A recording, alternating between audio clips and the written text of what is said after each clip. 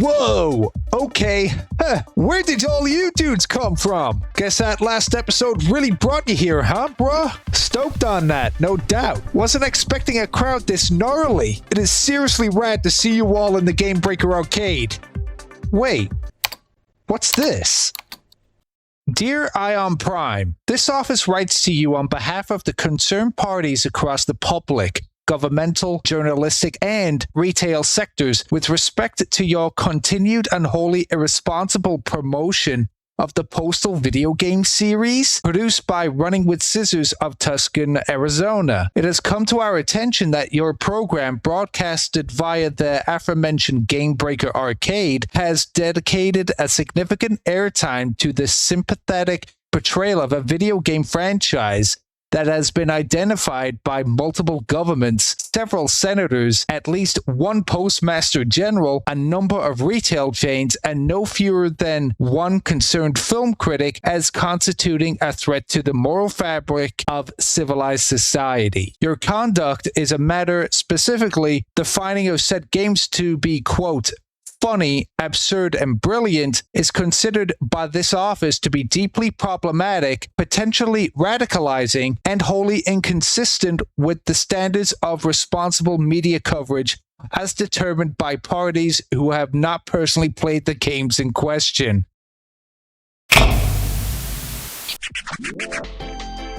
So did you hear about this? Alright dudes, let me set the scene. It's the 80s. Tucson, Arizona. A company called Rydell Software Productions, boring name bro, totally radical story though, has been grinding out licensed kids games for years. We're talking Children's Television Workshop, Hanna-Barbera, the Walt Disney Company, clean, wholesome, safe stuff, you know? And by the mid-1990s, the developers are so done it isn't even funny. Creatively exhausted, totally over it, ready to bail on the whole deal. So they set up this new label inside the company called Running with Scissors, specifically to make mature games under a separate name. Formation announced March 13th, 97, and from that righteous moment, dudes, nothing was ever the same. Running with Scissors, dude, just the name alone is so sick it hurts. In American culture, don't run with scissors is the bogus rule that exists purely so you don't do something dangerous and stupid. Running with scissors is doing the dangerous thing on purpose. That is the whole gnarly philosophy of the studio baked into one name. 7 people, one totally amped game. They built a top-down isometric shooter set in a fictional Arizona town called Paradise, inspired by a Robotron 2084 cabinet sitting in their office. And they named it after the slang term going postal, referring to a series of real murders committed by US Postal Service employees through the late 80s and early 90s. That phrase, that game, Postal, published by Ripcord Games, a label of Panasonic Interactive Media, and released in North America in September 24th, 97. Bro, the world was so totally not ready. Let's go. Now here is what every pearl-clutching talking head who screamed about this game completely missed, you know. The plot of Postal 1 is deliberately vague. You play a dude called the Postal Dude. The name got invented on the spot by CEO Vince Desi when he realized mid-interview the character had no name at all. Pretty heavy, huh? You believe the US Air Force is releasing some kind of airborne agent into your town, infecting everyone with a hate plague. You see enemies everywhere. The game ends with a full psychotic episode. The voice you hear throughout is implied to be a demon in the Postal Dude's head, not the dude himself. A dark psychological game about an unhinged dude losing his mind. Nobody reviewed it that way. Nobody gave it that chance. Postal 1 got banned in multiple countries and blacklisted in America. Blacklisted, bro. For a game made by 7 dudes in Tucson. And Vince Desi said publicly at the time that he considered Postal comical and over the top, not to be taken seriously. The dude who made it said that in public, and nobody cared. The moral panic had already left the station, and that bogus train was not stopping for facts. But neither was Running with Scissors. And that is the whole bodacious story right there. All right, dudes, what happened next? Because it is gnarly beyond belief, and I need you to understand the full bodacious scale of it. Senator Joe Lieberman of Connecticut. Dude, the actual United States Senate stood up and called Postal one of the worst things in American society. The confirmed quote ranks it right alongside Marilyn Manson and Calvin Klein underwear ad. No joke. Some sources throw a fourth item in on that bogus list, depending on who you ask and when you ask them. Running with Scissors themselves have cited slightly different versions at different times, but every version says the same righteous thing. But your game ranked alongside underwear advertising as a legitimate threat to the nation? The Running with Scissors team wore that as a badge of honor, and they were totally right to. Around launch, retail chains bailed on stocking it. Pomp USA publicly announced they were pulling it. Spokespersons said the content was not appropriate, compared it to pornography, and then this is where it gets truly far out, bro. The United States Postal Service, the actual government mail delivery organization, moved to block Running with Scissors from trademarking the word postal for electronic gaming. Running with Scissors had filed that trademark in 1997. The USPS counterfiled. Their argument that they might go into video games someday and needed to protect the word. Vince Desi said it publicly at the time. That is how absurd it got, dude. This is just, chef's kiss, come on. And then there was the letter, bro. Postmaster General Marvin Runyon sent Running with Scissors a formal letter stating in part that all of them at the Postal Service had a sense of humor, but there was nothing funny about the game Postal, that it was in very poor taste and outrageous and unfair portrayal of the nation's postal employees, and that Desi owed the men and women of the Postal Service an apology and should have enough common sense to discontinue the game. A government official writing formally to a video game studio asking them to apologize to the post office. Oh my fucking god, man. I didn't even make this shit up. You can't make this shit up. But do you know what the whole gnarly thing is? And the best thing about it? Vince Desi framed the letter and kept making the games.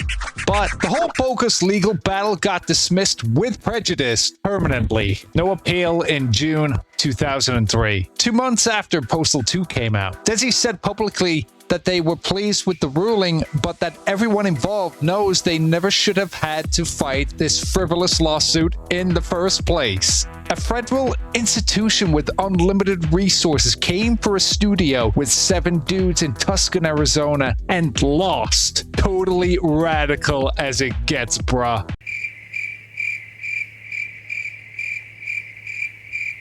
Lieberman had been on this heinous crusade since 1993, dude. That year, he and Senator Herb Kohl jointly led Senate hearings on video game violence, using Night Trap and Mortal Kombat as their key examples of alarming content. The result? The entire entertainment software rating board. The rating system stamped on every game that you buy today. That's because of that. The whole ESRB exists because senators watched a Mortal Kombat fatality and lost their freaking minds over it. Mondo, overreaction, bro. Then in 2005, Lieberman sponsored the Family Entertainment Protection Act with Senator Hillary Clinton, a bill that would have fined retailers for selling games to minors against their ESRB rating. The Supreme Court struck down a nearly identical California law in 2011 and ruled it violated the First Amendment. But the damage was done long before the ruling ever landed, you know. But this is the gnarly wall of opposition that Running with Scissors walked into. Not just critics not digging their game,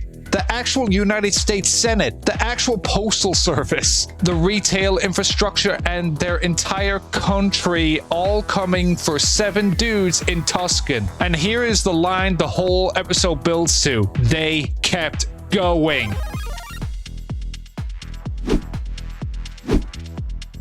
What? You got nothing to say?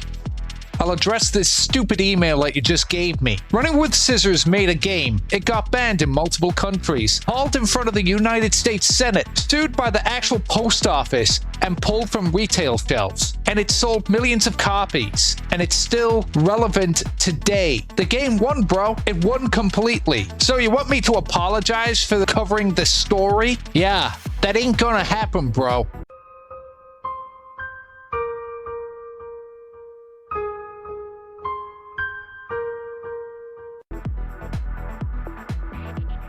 Anyway, let's move on to Postal 2. April 14, 2003, Postal 2 drops via Whiptail Interactive out of Westchester, Pennsylvania. And before we get to the critical bloodbath, I need to talk about what this game actually is, brah, because I want to be totally upfront with you. I love Postal 2, personally, genuinely, not as some bogus content angle. I have spent serious amount of hours in Paradise, Arizona, and laughed throughout it. The game is funny, it is absurd, it is brilliant. And everything the people who have tried to destroy it said about it, completely bogus. So the game is an open world town. You play as the Postal Dude. Same every man in a trench coat, now with a full personality and voice, now visibly exhausted by literally every single thing around him. Every day of the game, you have a to-do list. Get your paycheck, go to the bank, return a library book. You get the idea. That is the actual game. It's a real objective. That is the actual game, dude. Real objectives, and you could complete every single day without hurting one person if you wanted to. The tagline for the game was, remember, it's only as violent as you are, and that is confirmed. It's not a marketing spin, it's mechanically true to the game, which is absolute sick design for a video game. And the violence is totally there if you want to go that route. It's over the top, heavy, and completely committed to its own radical bit. You can use a cat as a gun silencer, you can piss on people, you can light a gnarly marching band on fire. The humor is juvenile and filthy, and completely in on itself. And here is what the 0 out of 5 crowd could never get through their bogus little skulls. It is always a joke, dude. Every single piece of it is framed as comedy. Pure Looney Tunes logic. Nobody watching Wile E. Coyote getting flattened by a boulder calls that a violent simulator. Nobody tells Bugs Bunny he is radicalizing children. And Gary Coleman, the actual Gary Coleman, the man himself, bro, voice acted himself in this totally rad game. Vince Desi called him up and he said yes immediately, which is totally tubular. That is the tone of Postal 2 right there. Completely unhinged, completely committed, completely in on the joke. The Postal 2's exhausted exasperation at everything is wicked funny in a way that required real craft to get right. So what did the gaming press do, you may ask? Computer Gaming World gave it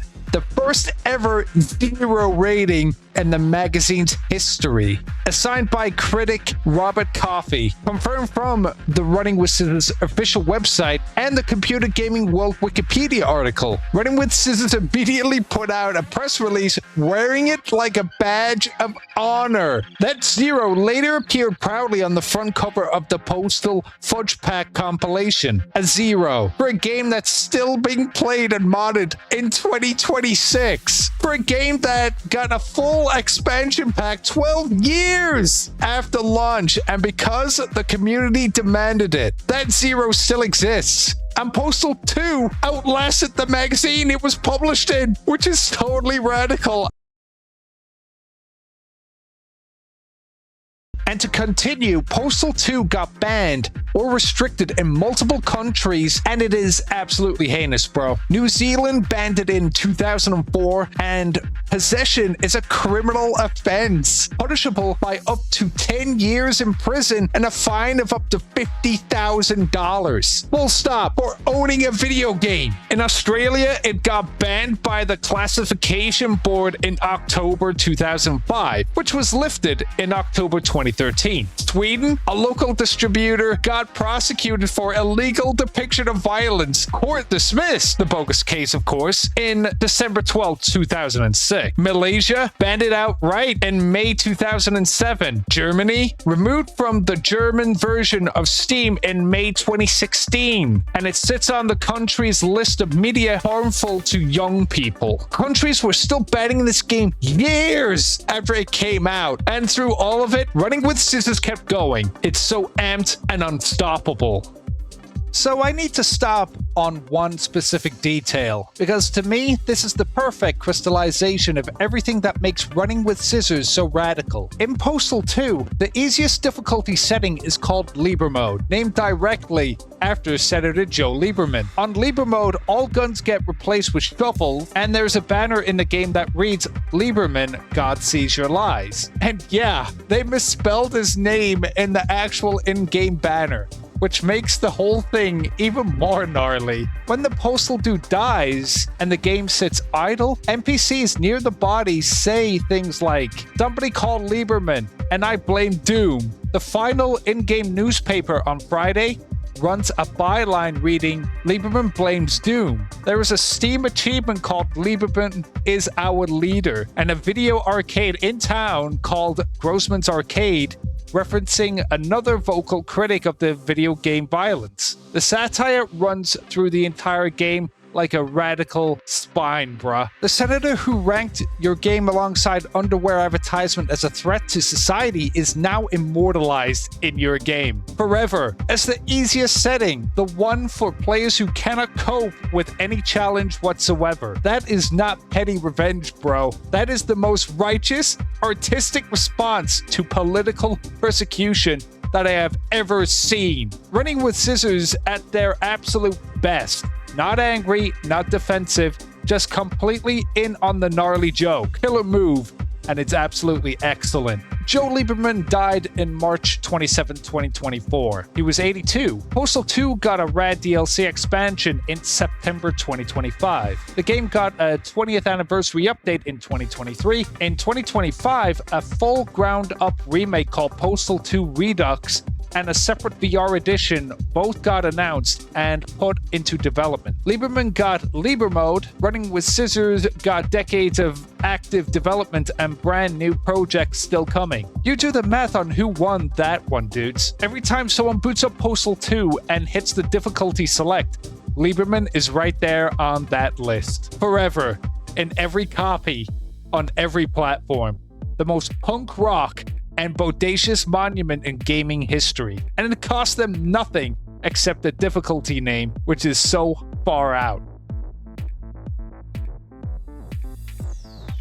So, let me talk about Vince Desi for a sec, bro, because I think this dude is one of the most fascinating figures in gaming history, and the mainstream press has never once tried to actually understand him. A Brooklyn guy, Italian roots, worked all kinds of gnarly jobs before gaming found him. He was a cab driver, a nightclub promoter, a recording studio manager, and Wall Street headhunter, placing programmers at the original Atari before they went under. Eventually landed in Tucson, connected with programmer Mike Rydell. They built Rydell Software Productions together. Spent years grinding out safe kids games for Disney and Sesame Street. And at some point, this bodacious dude just decided, done. We're shifting strategy. Not pivoting, done, bro. And made Postal instead, which is absolutely radical. He is not some bogus corporation. He is not a suit who found gaming profitable. He is a dude who genuinely loves making outrageous stuff and has refused to be ashamed of it. He said publicly that for him, it is all about the stupid humor. That watching people laugh while they play Postal has always been like an elixir for him. Not controversy for controversy's sake. Not shock value as some marketing engine. Watching people laugh. That is the whole righteous mission statement, dude. The Senate hearings and the bans and the trademark dispute and the 0 reviews all came for a game whose creator just wanted to watch people laugh. And I think about that gap a lot, you know? The gap between what Postal actually is, a funny, absurd, brilliantly designed sandbox, that trusts you to be in on the joke, and what the people who tried to destroy it thought it was. The reason Running with Scissors survived everything is that they knew exactly what they were making, bro. They never let anyone else's bogus definition replace theirs. That is not stubbornness. That is wicked rare integrity in an industry full of studios that bend whichever way the algorithm blows. And they had it from day one in '97. 7 people in Tucson, Arizona against the United States government, which is absolutely righteous, and man, I respect it so much. Okay, I'm gonna be real with you, dude. Ion Prime does not play any favorites and does not pretend disasters didn't happen. Let's talk about Postal 3. And yeah, it's a total bummer, bro. 2006, Running with Scissors is struggling financially. They contact Akela, I think that's how you pronounce that, who had published Postal in Russia and were a major publisher in Eastern European games at the time, to create the next entry. RWS handled the design, Akela's internal studio, Trash Masters, handled the actual development. RWS bringing the vision, Akela bringing the resources. Reasonable on paper, you know? Then in 2008, recession hits Russia hard. Development gets disrupted, financial strain mounts on Akela like a heavy wave. And man, was it heavy. The open world gets cut, multiplayer gets cut, console ports get cancelled, and then Akela, on the verge of bankruptcy, makes the final heinous call: ship the game. And then Postal 3 released on Windows on December 21st, 2011 with a Metacritic score of 24. 24! Oh yeah, I'm not bullshitting you. I went and looked it up just to be sure, just to confirm with my own 2 eyes what the score actually was. 24 out of 100. That is what they shipped. That is what they wanted to put their name on. And what's even worse is that during and after the development, Akela refused to give Running with Scissors access to the source code, assets, or developer tools that was used on the game. RWS could not patch it, even if they wanted to. Players could not mod it. In August 2012, Running with Scissors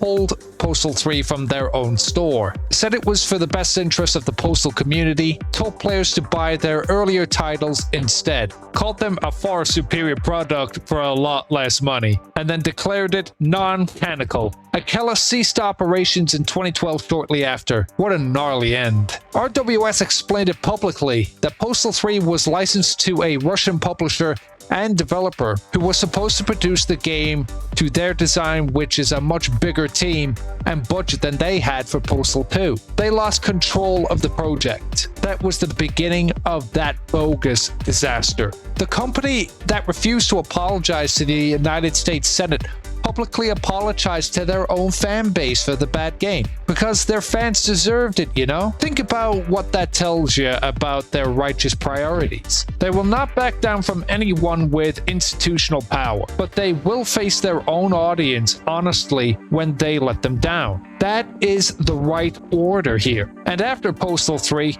they made one radical commitment publicly. Next game 100% in-house, no outsourcing, no losing control, and then they delivered on it. And moving on to Postal 4, no regrets. Yeah, the misspelling is intentional, and I love this gnarly company for it. Launched on Steam Early Access around 2019, and fully released on April 20th, 2022, with a new open-world town called Edenson. There's also multiple voice options for the Postal dude this time around. This game also had console releases in 2023, and critics, as always, were not kind, with largely negative reviews citing performance issues and dated humor. But here's the righteous thing, dude. RWS made it entirely in-house, on their own terms, with full creative control. After that bogus disaster at Postal 3, that alone is rad to see. But bro, let me talk about the one that makes me genuinely stoked. Postal Brain Damaged, which was released June 9th, 2022, developed by Hyperstrange in collaboration with Creative Forge Games, and published by Running with Scissors in partnership with Hyperstrange. And I want to be totally clear, this game is sick, bro. Not sick for a Postal game, sick full stop. Brain Damaged drops the Postal dude into a gnarly, twisted nightmare of his own subconscious. Asylum full of heavy enemy designs and fever dream environments. And it plays as a full boomer shooter. Fast movement, skill-based combat, Doom and Quake energy filtered through Postal's specific comedic voice. It's shredding, it's fast, and challenging, and completely absurd in exactly the right way. It trusts you to be in on the joke, just like Postal 2 always did. And the reception for this game says everything as well, dude. Overwhelmingly positive on Steam, Brain Damaged got a rad DLC expansion, These Sunny Days, which was released September 9th, 2025. 2025. The most persecuted franchise in gaming history is still dropping DLC, and it's still going. It's still beloved. It's still totally unapologetically itself. And one detail that is so perfectly running with scissors, I have to say it out loud. RWS stated publicly that Microsoft will not approve any Postal game for Xbox. The console that puts almost anything on its store drew a bogus line in the sand at the Postal dude. RWS shrugged, released it on PlayStation 4, PlayStation 5, Nintendo Switch, and PC instead, and kept going. Oh yeah. Let's put this into perspective. Senator Liebermode tried to destroy this franchise in 1997. Running with Scissors is releasing DLC in 2025 and a new game coming very, very soon. Let that land for a second.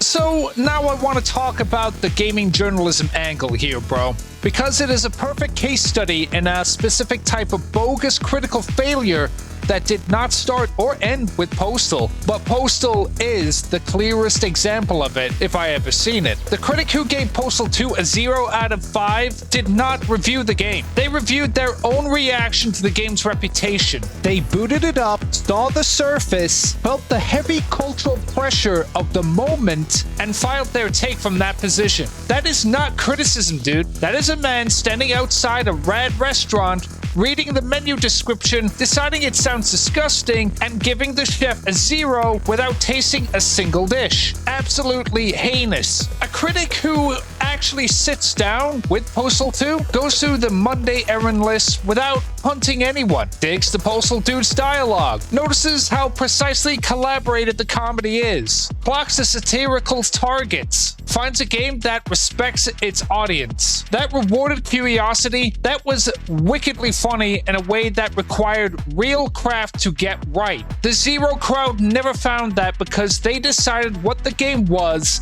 before they even played it. And I am speaking directly to that bogus energy right now. People who look at a game's reputation before they look at the game, people who form their take before they have one, people who waited to see which way the culture was blowing before deciding what Postal was. Postal 2 alone sold over 5 million copies, dude. The studio is still running and still releasing content in 2026 right up into 2027. And the magazine that published that 0, gone, bro. The cultural moment that produced that take, embarrassed by it. The game, totally still here. Every single attack on Postal made it stronger. Every Senate hearing made it more desired. Every ban made it more monumental. Every 0 review made it more notorious. The moral panic did not try to market Postal, but it did. Involuntary. Brilliantly, I might add. Because Running with Scissors had made something generally worth the controversy. There's a massive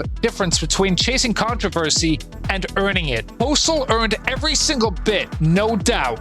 Alright, dude, this is the level I have been building up toward this whole video, because everything from the lawsuits, the Senate hearings, the bans, the 0 reviews, all of it comes back to one fundamental bogus misunderstanding that every person who attacked Postal always had. And I want to say it clearly, for real. Postal is a game about the absurdity of violence, bro. Not a celebration of it. A game that takes the grinding, mundane, relentless awfulness of everyday suburban life. The errands, the neighbors, the bogus bureaucracy, the people who cut in line, the employers who fire you, the system that that just wears you down daily and asks, what if you just snapped? What if the thin social contract that keeps us all pretending we are fine just broke for one gnarly week? The postal dude is not a hero. He is not a role model. He is a pressure valve. The fantasy of consequence-free chaos in a world that stacks consequence upon consequence. That is not a dangerous fantasy. That is a deeply human one. Every person who has ever been stuck in a queue or has been fired from their job understands the postal dude. The joke is the whole point. The shovels in Liebermode, the Gary Coleman book signing turning into a totally gnarly riot, the apocalypse arriving on Friday afternoon like it was always scheduled for. The game is never asking you to take it seriously. It is asking you to laugh. And if you could not laugh, if you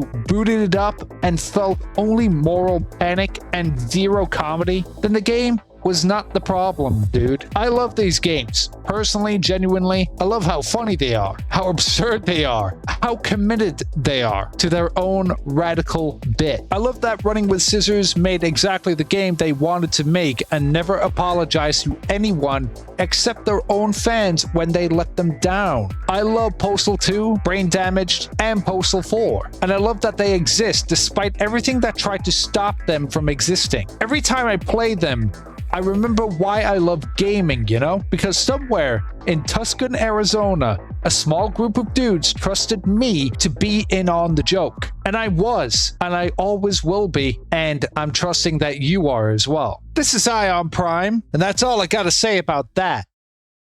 So I want to say a big thank you to you for watching up until this point, that this video took way longer than I would have liked. And that's all because of things that are happening behind the scenes. But the next video will not take as long as this one did. And we're diving into blood, so don't miss it. So remember to like, comment, and subscribe. And keep it stylish, my dudes.